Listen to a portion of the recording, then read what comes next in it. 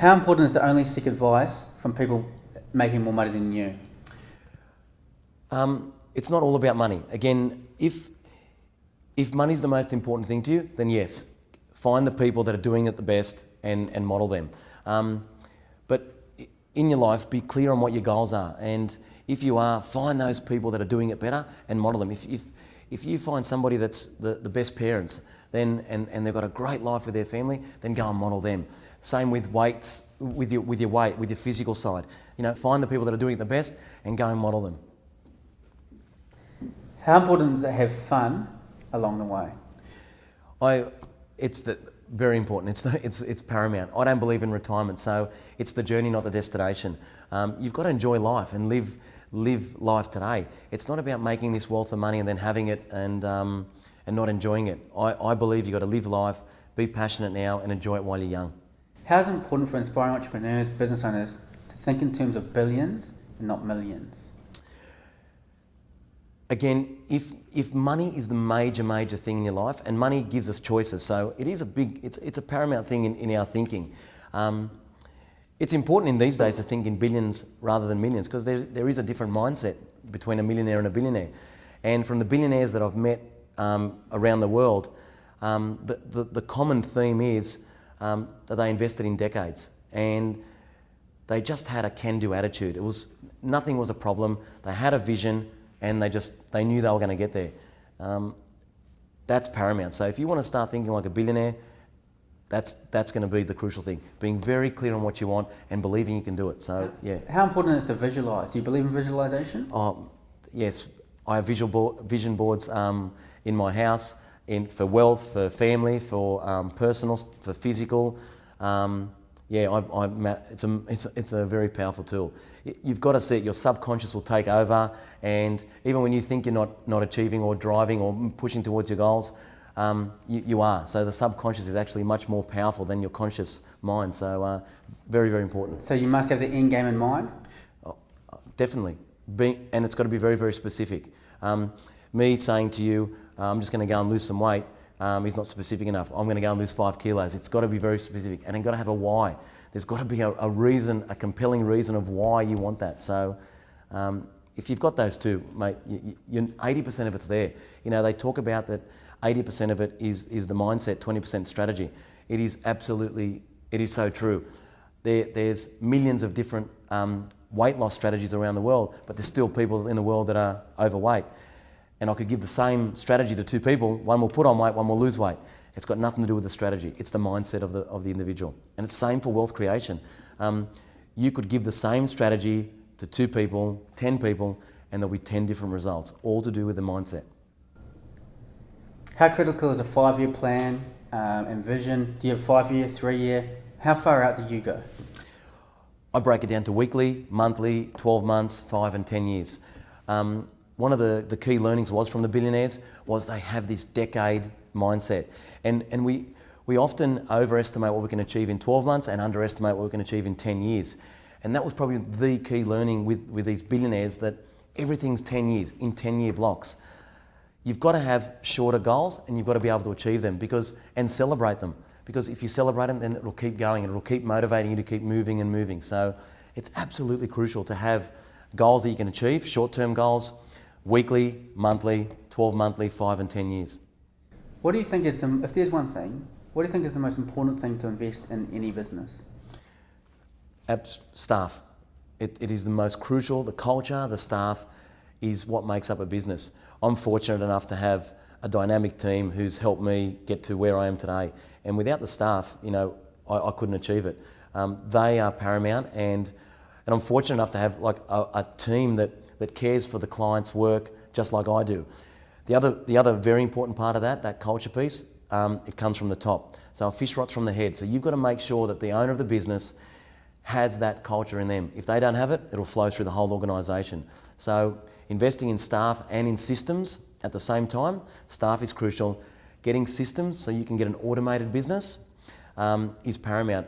One of the things that I help clients with is automating their lives and their businesses. And what I mean by automation is that I'm trying to help them become redundant in their business, because then they've got a real business.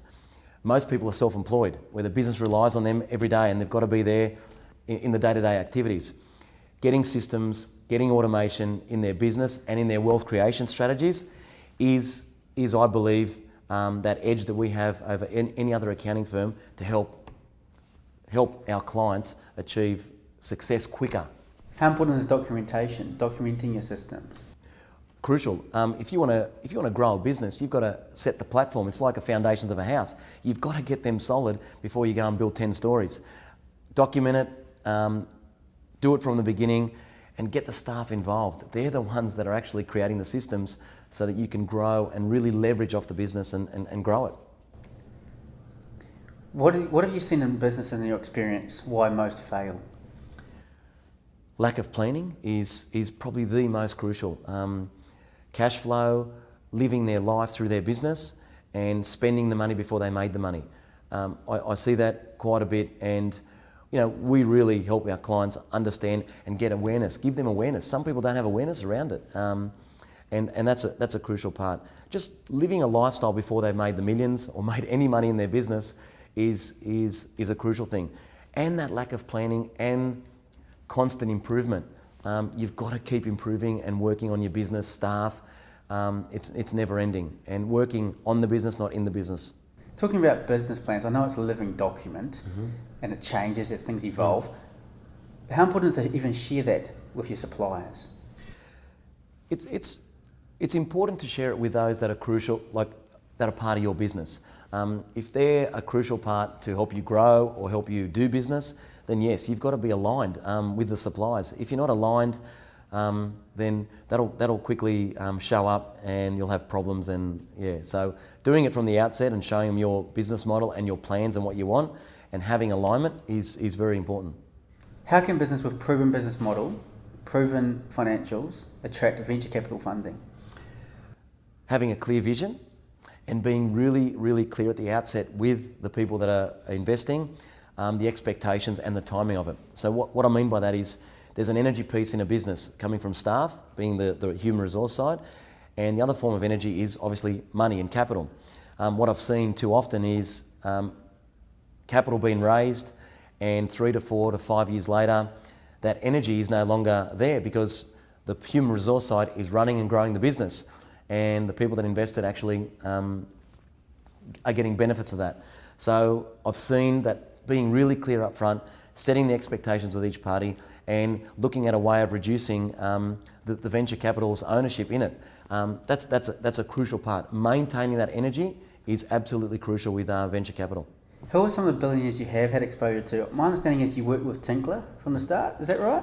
Yes, I met Nathan Tinkler 7 years ago, and I was his accountant for 7 years, and it was amazing. It was a great journey, and to see and to help him achieve so much in life. It was fantastic. How did he just approach you off the street? How did you come across him? I mean, he was nobody, right, when he came to you? Yeah. Nobody knew who he was. How significant were you in developing his strategies?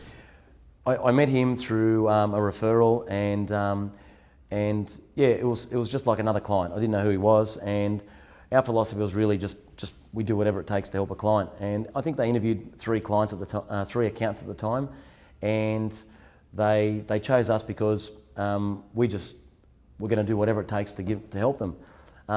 Look, we did everything we could to help him to get to his goals, and it was fantastic. It was great learning for us, and it was just great to be part of growing someone's wealth and being part of that. How do you approach investment risk? Education, just really, really making sure that you understand and are educated in what you're doing. Anticipation is another one. Do never expect when investing.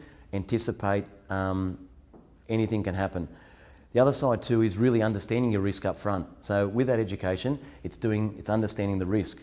So if you can understand it and quantify it, it'll make you invest and go, I feel comfortable.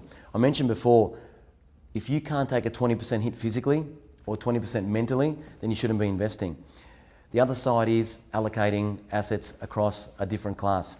If you can mitigate that, risk with that anticipation. So I really believe that if you've got education behind you, understand your risk and have asset allocation, to me, there's no risk at all. What have been some of your preferred sectors, and what have you invested in the past, and why? Mate, I mentioned before there's 4 things to invest in: business, shares, property and commodities. I invest in all 4. Business is paramount, so that's a big point that I push to clients. Forget property and equities initially, look at a business, and then I help them with equities and property, but also looking how they can make businesses out of those as well.